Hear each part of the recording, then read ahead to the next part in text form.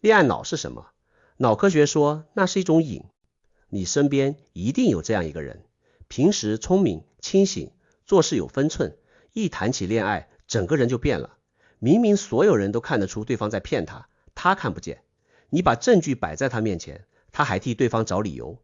他可以为了一条没回的消息一整夜睡不着，反复的看手机，反复的刷那个对话框。他不是不知道这样不对，他自己都说，我知道我这样很蠢，可是我控制不住。我们给这种状态起了个名字，叫恋爱脑。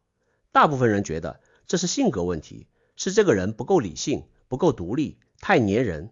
但今天我想告诉你一件事，恋爱脑不是性格缺陷，它是一种发生在你大脑里的有明确生理机制的状态。当一个人陷进去的时候，他大脑里那些负责冷静判断的区域是真的被调暗了，而那些让他上头、让他着魔、让他失眠的回路，和一个吸毒的人脑子里被点亮的是同一套系统。Hello， 大家好，我是王立杰，今天我们就来猜这个事儿，恋爱脑到底是什么？为什么聪明人一恋爱就变傻？为什么得不到的人最让你上头？为什么失恋会痛到像生了一场大病？这些问题过去我们只能归因于缘分，归因于命，归因于这个人太痴情。但是这20年，脑科学真的把人脑放进了核磁共振仪里，看见了爱情发作的时候，大脑到底发生了什么？答案可能会让你有点不舒服，但它非常诚实。我们先从一个实验讲起。20多年前，美国有一位人类学家叫海伦·费舍尔，他和几位心理学家合作，做了一件在当时听起来很浪漫，其实很硬核的事儿。他们找来一批正在热恋中的年轻人，那种刚坠入爱河，满脑子都是对方，一天到晚傻笑的状态，然后把这些人一个一个放进功能性核磁共振扫描仪里，给他们交替看2张照片，一张是他深爱的那个人，一张是一个普通熟人。机器就记录下当他看见爱人那张脸的瞬间，大脑哪些地方亮了。结果非常清楚，当一个人看见自己深爱的人，他大脑里亮起来的主要不是我们以为的那些跟温柔跟感动有关的情感区域，而是2个很深很古老的地方，一个叫腹侧背盖区，一个叫尾状核。这2个名字你不用记，你只要知道一件事，这2个地方是大脑奖赏系统的核心产地，是专门负责分泌和投放多巴胺的。多巴胺是什么？你可以把它理解成大脑里的那个想要信号。注意，不是快乐，是想要。它不负责让你满足，它负责让你渴望，让你追逐，让你觉得我一定要得到那个东西。一个赌徒在拉下老虎机拉杆的那一刻，一个瘾君子看见毒品的那一刻，大脑里被点亮的就是这套系统。所以海伦·费舍尔后来下了一个非常大胆的判断，他说，浪漫的爱情本质上不是一种情绪，它是一种动机系统。它跟开心、难过、愤怒这些情绪不是一回事儿，它更像是饿，像是渴，是一种驱动你去行动、去靠近、去占有的原始驱力。你恋爱的时候，那种坐立不安，那种非要见到对方不可的劲头，不是温柔，是饥饿。讲到这里，你可能会说，行吧，恋爱让人开心，让人有动力，这我早就知道了。但是真正让我后背发凉的是接下来的部分。我们顺着这套系统往下看3层。第一层是为什么聪明人一恋爱就变傻。刚才说的是哪些区域被点亮了，但同一批研究还发现了一件更关键的事，有些区域在恋爱的时候是被关掉的，被压下去的，恰恰是大脑前额叶的一部分，特别是负责批判性判断、负责社会评估的那些外侧区域。后来中国的研究者用同样的方法去扫中国人的大脑，结果一模一样。热恋会让一个人对所爱之人的判断能力明显下降。你品一下这句话，不是他舍不得看对方的缺点，是他大脑里那个负责看出缺点的部门被暂时调低了功率。这就是为什么旁观者清，当局者迷，不是一个比喻，是一个生理事实。旁观者的前额叶是满功率运转的，他能清清楚楚看见对方的问题，而当局者的前额叶被爱情按下去了，他是真的看不见。你跟一个恋爱脑讲道理，为什么讲不通？因为他负责听道理的那块脑子，此刻正在节能模式。这一层其实很有进化上的道理。如果在求偶这件事上你太理性，太精于计算，把对方的每个毛病都看得一清二楚，你可能永远没法跟任何人结合繁衍。所以进化干脆给我们装了一个机制，在关键时刻把挑剔的那部分理智暂时调暗，让你能义无反顾地扑上去。恋爱脑是写在我们出厂设置里的。第二层是为什么你会忍不住一遍一遍地想他。热恋中的人有一个典型症状，满脑子都是对方，赶都赶不走。工作的时候想，吃饭的时候想，刚跟朋友聊完天，扭头又开始想。这种控制不住的反复想，听起来耳熟吗？它和另一种状态在神经化学上高度相似，强迫症。意大利有一位精神科研究者叫马拉奇蒂，他做过一个很有名的研究，他去测量热恋中的人血液里跟血清素有关的一个指标，发现这些人的血清素活动明显偏低，低到什么程度呢？低到和强迫症患者几乎没法区分。血清素这个东西，简单说是大脑里管刹车、管稳定、管够了别想了的一个地址，当它掉下来，那个让你停下来的刹车就松了，于是同一个念头，同一张脸在你脑子里一圈一圈的循环，停不下来。所以你失恋后那种明知道不该再翻他朋友圈，手却不听使唤的感觉，不是你意志力差，是你大脑里负责喊停的那套化学系统正处在一个被压低的状态。从这个角度看，热恋本身就带着一点轻微的被社会允许的强迫症色彩。讲到这里，第三层就呼之欲出了。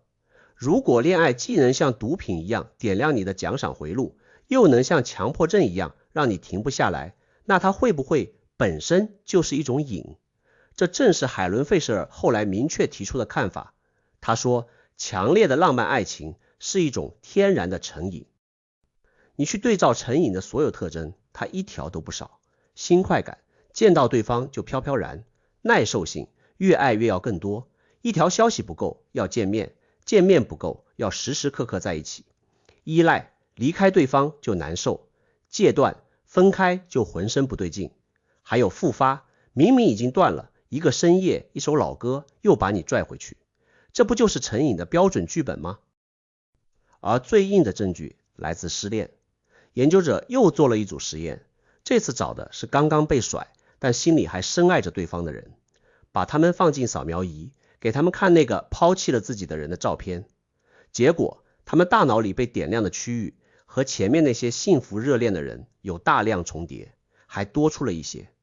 多出来的那些区域正是和可卡因成瘾和强烈渴求有关的脑区。你听清楚了吗？失恋的时候，你大脑里被激活的和一个戒毒的人犯瘾时被激活的是同一套回路。所以失恋为什么那么痛？为什么会茶饭不思，夜不能寐，整个人像被掏空？因为那不是矫情，那是一场真实的神经戒断。你的大脑正在经历断瘾的全部反应。一个把爱情说成想开点就好了的人，相当于劝一个正在戒断的人，你忍一忍就过去了。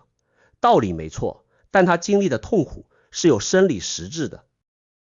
理解了这三层，很多过去想不通的事儿一下子就通了。比如，为什么得不到的人最让你上头？为什么对你忽冷忽热、时有时无的人反而最让你着魔？而那个一直对你好、随叫随到的人，你却没什么感觉？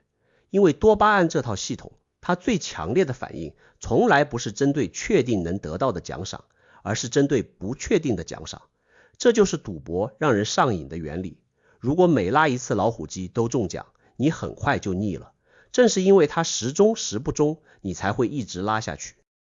一个对你忽冷忽热的人，等于给你的大脑装了一台爱情老虎机，他偶尔的回应就是那个随机掉落的大奖，把你的多巴胺系统牢牢的勾住。所以你越追不到越上头，这不是因为它有多好，是因为那份不确定恰好踩中了你大脑最古老的那个陷阱。再比如，为什么爱情真的能让人忘记疼痛？有研究让处在热恋初期的人一边接受轻微的疼痛刺激，一边看爱人的照片，结果发现光是看着所爱之人的脸就能显著的减轻他们感受到的疼痛，而且大脑里激活的又是那套奖赏镇痛的回路。所以为你我可以上刀山下火海，在某种程度上不完全是情话，爱情确实能临时给你的痛觉打上一针麻药。那么问题来了，如果爱情在大脑层面这么像一种瘾，我们是不是就该警惕它，防着它，把它当成一种需要戒掉的东西？我不这么认为。我想在这里把镜头往回拉2500年。其实人类早就有人注意到了爱的这一面，佛陀在很早以前就用一个词精准地描述了这种状态，叫可爱。注意，是口渴的渴，他没有说爱是坏的，他只是极其冷静地指出，当我们对一个对象升起那种强烈的非他不可的抓取，那种必须得到得不到就痛苦的渴求，苦就从这里生出来了。他说的爱别离苦，求不得苦，讲的就是这件事。你越是用这种成瘾式的方式去抓住一个人，那根抓取的绳子就越是会反过来勒住你自己。你看2500年前的内观和今天核磁共振仪里看到的画面，在结构上指向了同一个东西。佛陀靠向内观察看见了可爱这根线，现代脑科学靠向外测量看见了多巴胺这条回路。当然，这是我能想到的最贴切的对应，它肯定有漏洞。佛陀讲的可爱范围比恋爱大得多，它指向的是我们对一切对象的根本性抓取，而脑科学测的只是爱情这一种具体的瘾，两者不能直接划等号。但那个共同的洞见，我觉得是真的，让你痛苦的往往不是爱本身，而是爱里面那个必须占有的抓取。所以回到那个问题，知道了爱是一种瘾，我们还要不要爱？我的答案是当然要。你不会因为知道了食物会让你产生快感就不吃饭了。重点从来不是戒掉爱，而是当你下一次又陷进去，又开始失眠，又开始反复看手机，又开始为一个不值得的人找理由的时候，你心里可以多一个清醒的声音。这个声音不评判你，它只是轻轻地告诉你，这不是你疯了，也不是你没出息，这是你大脑里那套几百万年的古老程序正在全速运转。看见它在运转，你就已经不完全被它牵着走了。恋爱脑不是一种病，它是人之所以为人的一部分。你可能会担心，把爱拆解成多巴胺和血清素，会不会让爱变得很冷、很扫兴？我恰恰觉得相反。知道了一朵花的结构，你并不会因此就不爱花了，你只是更清楚自己在爱什么，也更不容易被爱里那些幻觉骗走。